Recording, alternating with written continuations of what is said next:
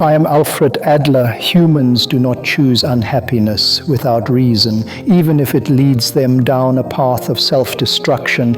It is not weakness but purpose that causes them to repeatedly make the same mistakes and deliberately distance themselves from the future they desire. From the moment of birth, each person forms a lifestyle regarding how they view the world and their place in it. This perspective is the armor you donned in your early days, and simultaneously it is a cage. The interpretations you adopt to protect yourself can sometimes stifle growth and narrow your future. If you avoid challenges with the thought, "I just can't do it," it isn't to prevent failure. Instead, it serves the purpose of avoiding a confrontation with a version of yourself that has failed by not engaging in the challenge at all.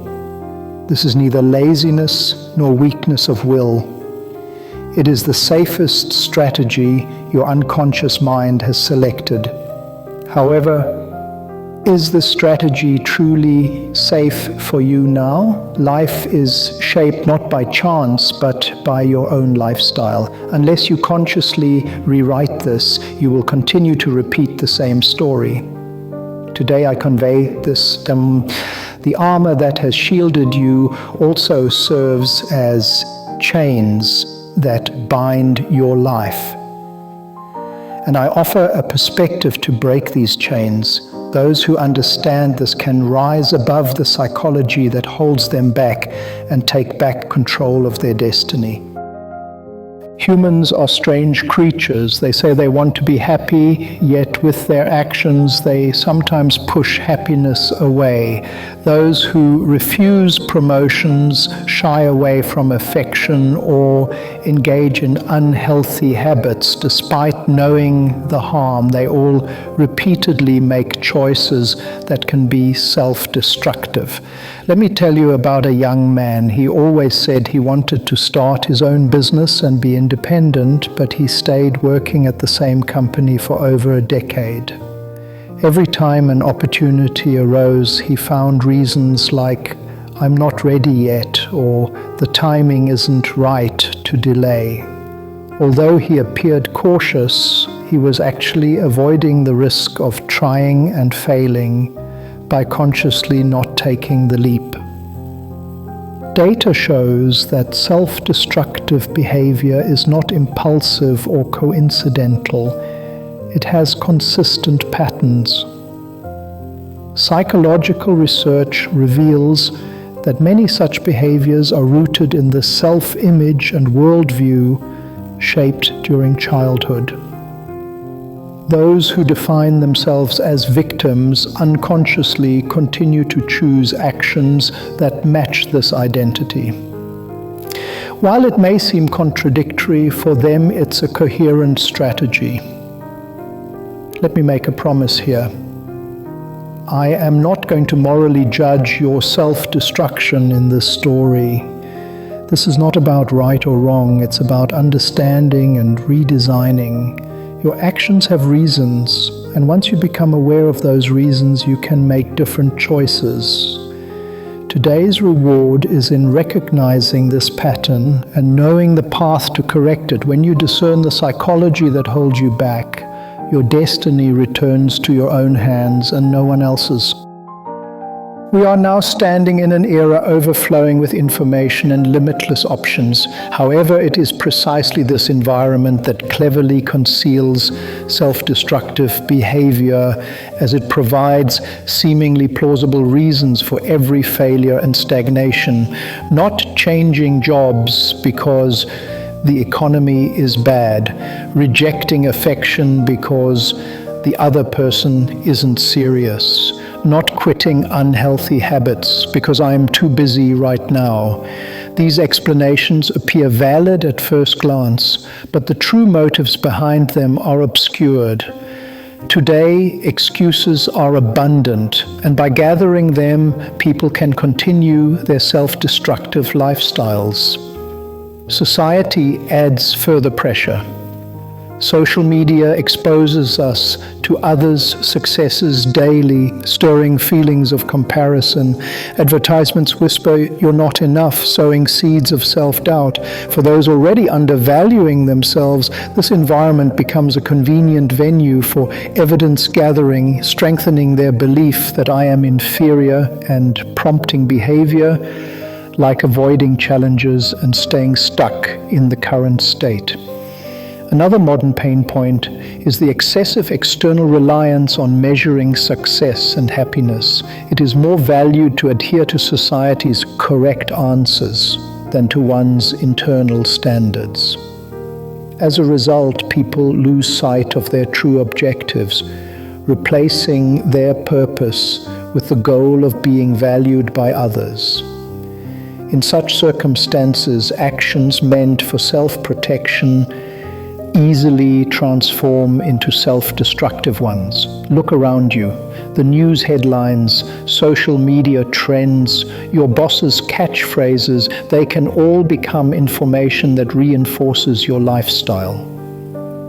That is why you must first take a step back and survey this battlefield to understand what you are truly fighting against.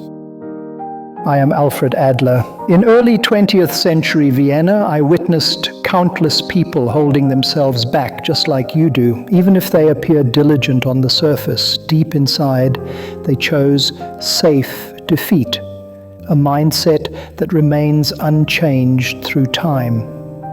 When I entered the field of psychoanalysis, many practitioners explained human behavior as a result of past events or repressed desires. But I held a different view. People are not victims of the past. Rather, they are active agents creating the present to align with their goals, even if those goals involve failure or stagnation.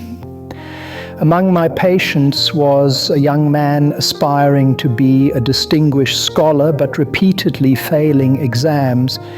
He blamed his nervousness and bad luck, but I saw a deeper purpose within his lifestyle. Success would heighten his family's expectations and suffocate him. Thus, he unconsciously chose the outcome of failure to escape those expectations. This principle still resonates today. Self-destructive behavior is not evidence of weakness or laziness. It's a rational strategy to protect the belief system, a lifestyle you have built throughout your life. However, this strategy may sacrifice other values like growth and freedom. My patients of the past and you now face the same question. Do you protect your current self or do you embrace the pain of change? Despite differences in times and places, this question is deeply rooted in human nature, which is why my voice reaches you from the past. The core of self-destructive behavior has remained constant through the ages, but in modern times it manifests in more subtle and socially acceptable ways. 100 years ago, self-destruction in the people I encountered took the form of clear actions, like failing exams or refusing job opportunities.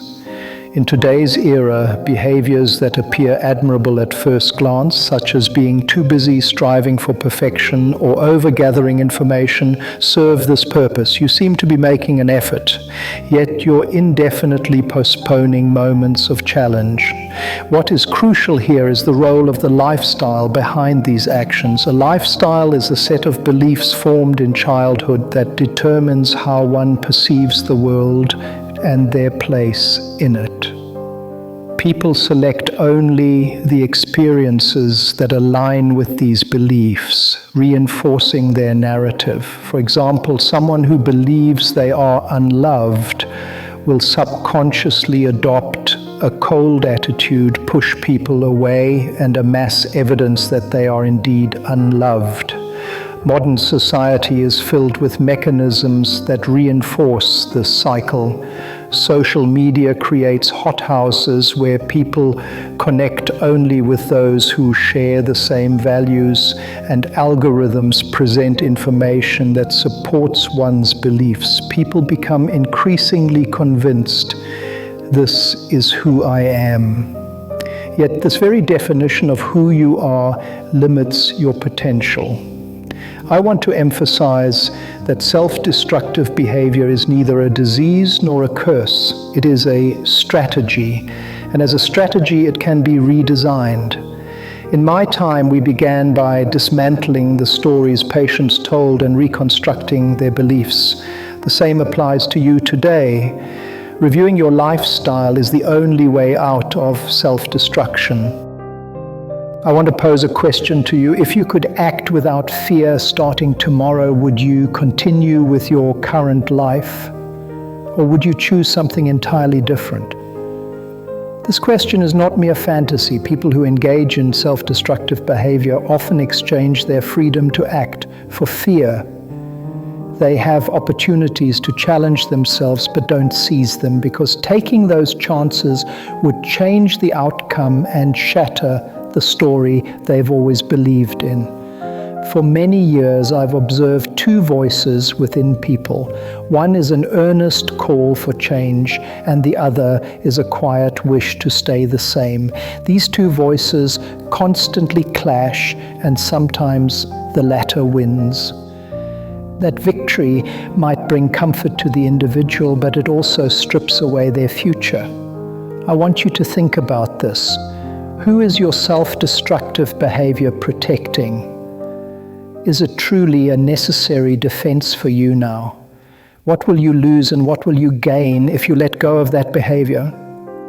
There is no correct answer to this question. However, as long as you continue to avoid it, your lifestyle won't change. Change always begins not with the right answers, but with the courage to keep asking deep questions. To stop self-destructing is also to stop telling convenient lies to yourself. It's accompanied by anxiety, but that anxiety is the beacon guiding you toward a new way of living.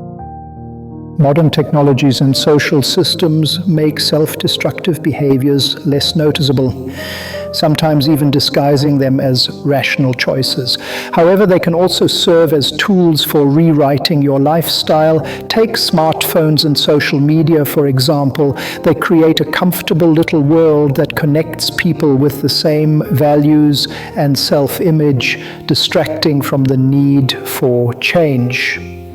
Conversely, if you intentionally engage with people from different backgrounds and opinions using these tools, they can challenge your fixed self-image.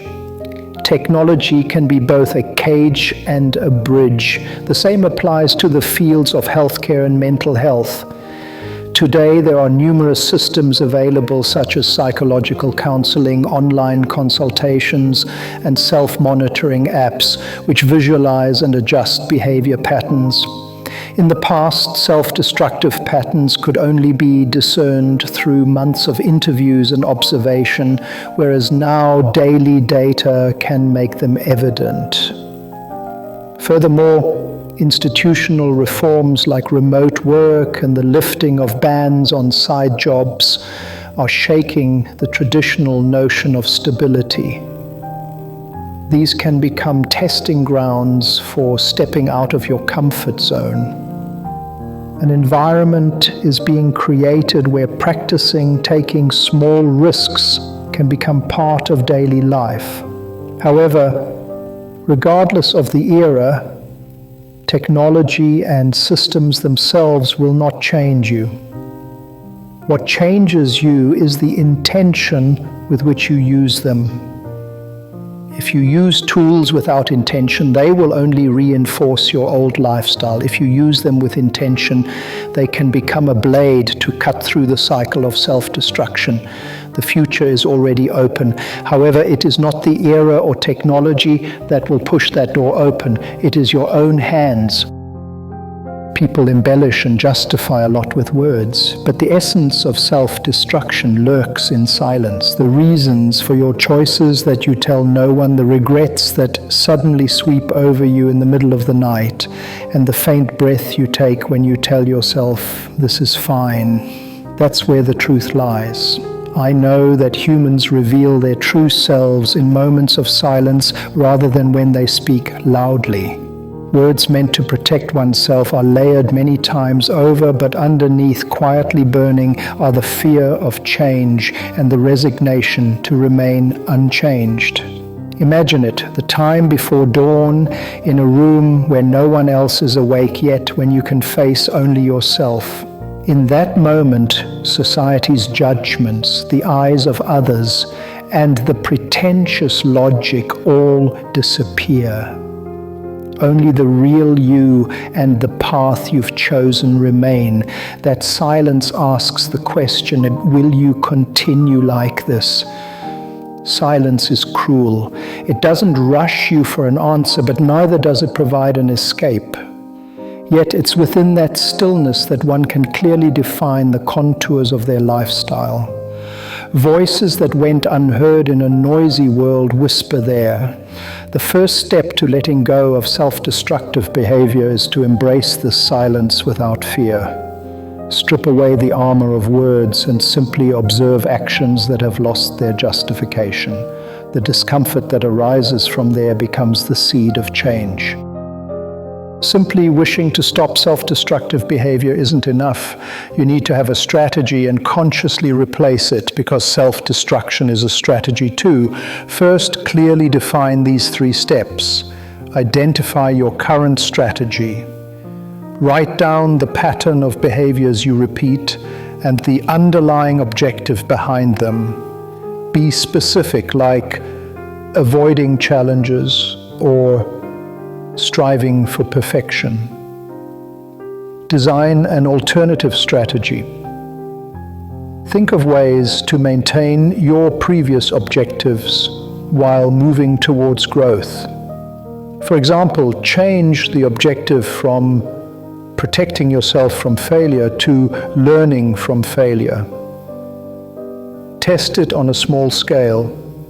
You don't need to overhaul your life all at once.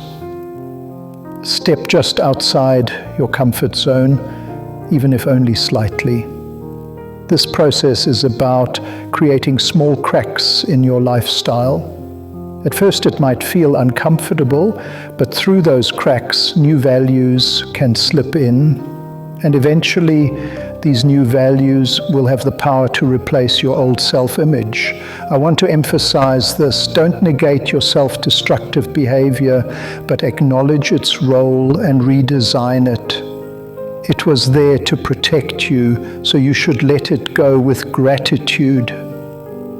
In doing so, you'll be able to treat yourself as an ally, not an enemy. Starting today, there's one thing you can do. It's not a large step, but it's a meaningful one. Try doing something you've been avoiding just once. That step will mark the beginning of a new strategy.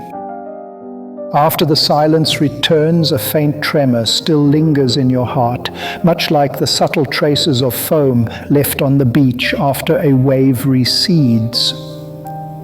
Having confronted your self-destructive behaviors and rechosen your strategy, you likely find yourself standing between uncertainty and exhilaration. Change takes deep root not in the hubbub, but in this pause. There's no need to rush into the next action. Just quietly sense the new step you've chosen for yourself. Even if it's not yet fully formed, it's certainly beginning to sprout. If an old voice in your mind whispers, it's safer to go back, there's no need to dismiss it. That voice has protected you for a long time. However, whether you choose to listen to it is now entirely in your hands. This pause is not a meaningless void. It is a quiet stage where your old self and new self intersect. The silence here is not a mark of defeat, but a breath for regeneration. And remember, even if today's change seems small, its echoes will reach your future self, Actions don't disappear.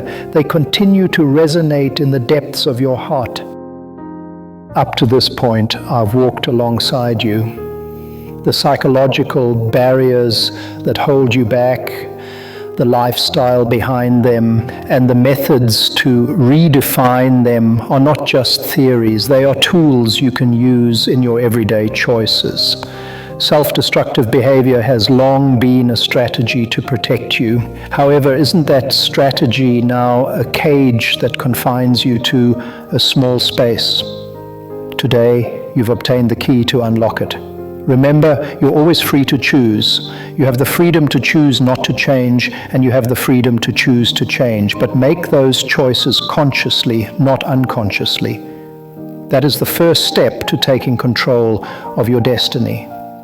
If something resonated with you today, connect it to your actions tomorrow. And as you continue this journey, listen to the voices of other great thinkers. They too offer perspectives that can support your transformation. For now, I bid you farewell. However, the questions and resolve that have taken root within you will continue to live on. The next time you open that door, a path of self-realization rather than self-destruction should lie before you. What questions remain within you now? Why have I been limiting myself? What kind of story do I want to live from now on? What do I want the protagonist of that story to be like? This conversation ends here, but the contemplation does not.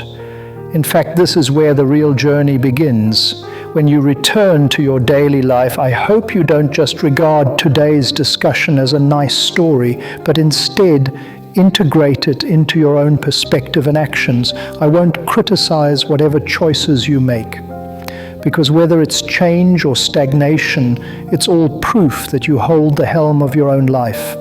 However, the direction in which you steer that helm depends on your courage. I would like to take this opportunity to ask you to put into words what you felt, realized, or questioned today. By leaving it as a comment, your thoughts will engage with others, and you might receive unexpected perspectives in return. That dialogue might once again shake up your lifestyle. And I know this, once a person has glimpsed the possibility of change, there is no going back completely. Within you already lies the seed of a new story. Nurturing that seed depends on your daily choices and your persistent questioning spirit. So until we meet again, the voices from the past will reach you as long as you listen closely.